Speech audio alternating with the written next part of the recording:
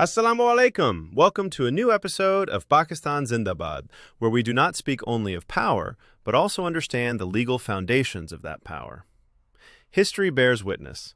An alliance that stands only on the gun breaks apart in the test of time. But an alliance that stands on law, treaties, and consent becomes a system.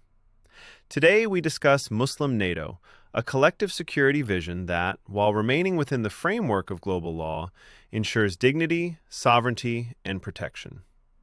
I am your host, and this is Episode 40, Legal Foundations, Treaty Architecture, and International Law. Assalamu alaikum, and welcome back to our channel, Pakistan Zindabad, the next world superpower. This is Episode 40, and today we're diving deep into a fascinating concept from the book The Nuclear Umbrella by Mr. Zahir Ahmed Mir. We're going to explore the legal architecture of a proposed Muslim collective security treaty.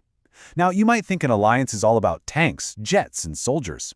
But what we're going to unpack today is how real, lasting strength might actually come from something else entirely, an unshakable foundation of international and constitutional law. All right, let's get into it.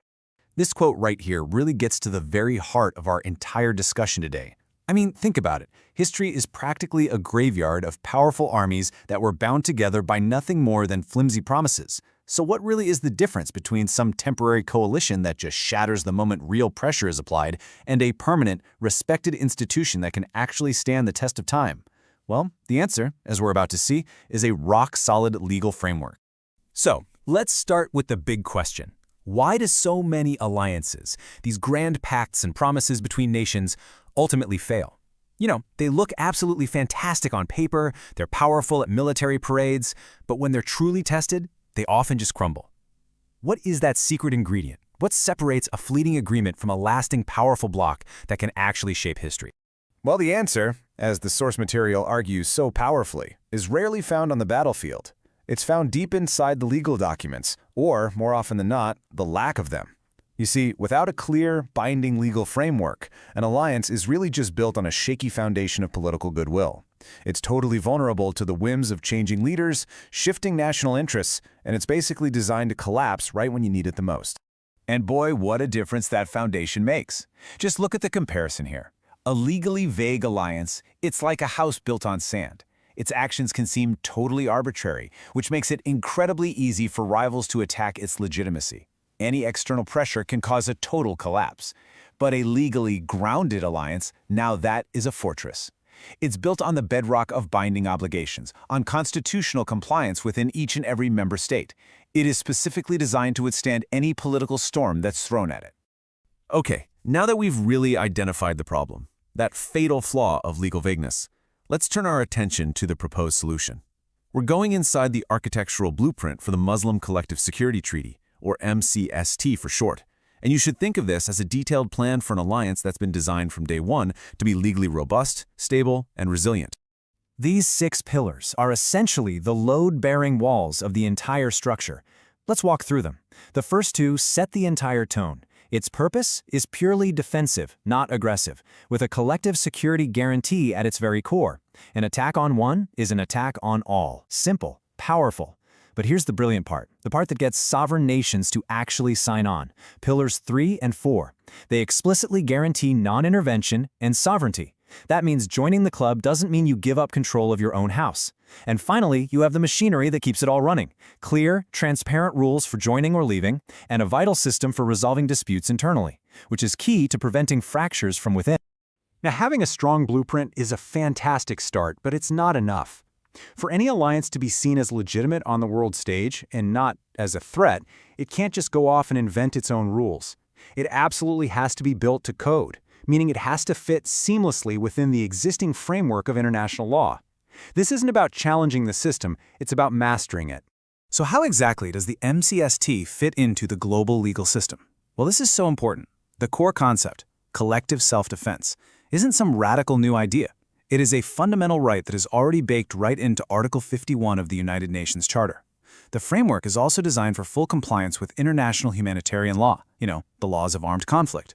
This framing is absolutely crucial. It positions the alliance not as some rogue actor, but as a formal, recognized regional security arrangement that's operating under the established rules of the global order. It's a strategic move of integration, not defiant. But international legitimacy, that's only half the battle.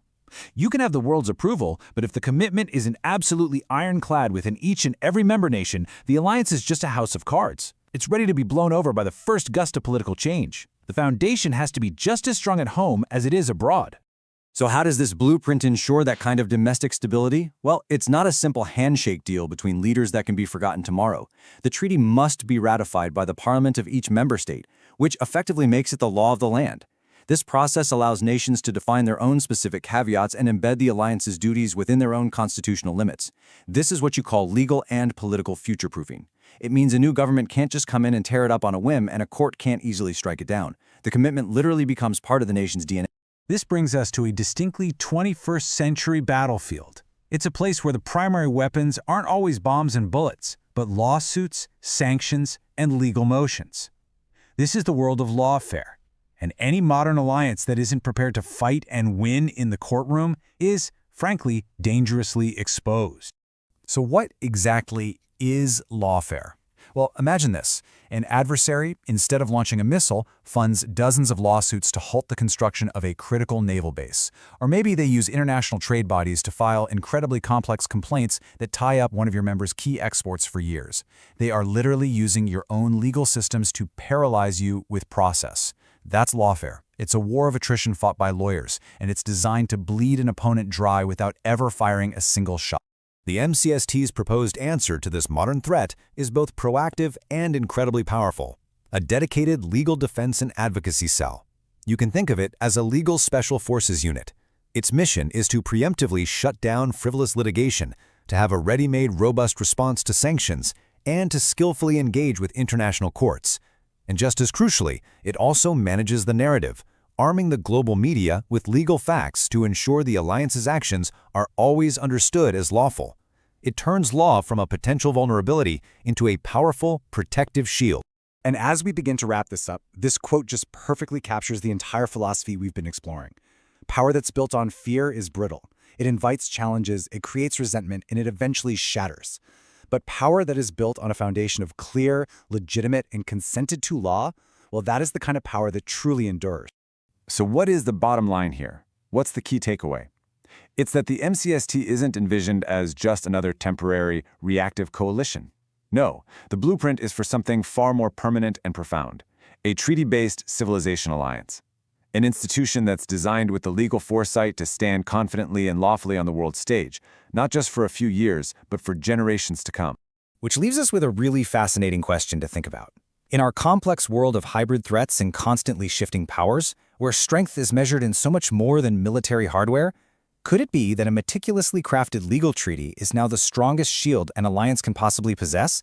It's a question that really gets to the very nature of power in the 21st century. Thank you for joining us.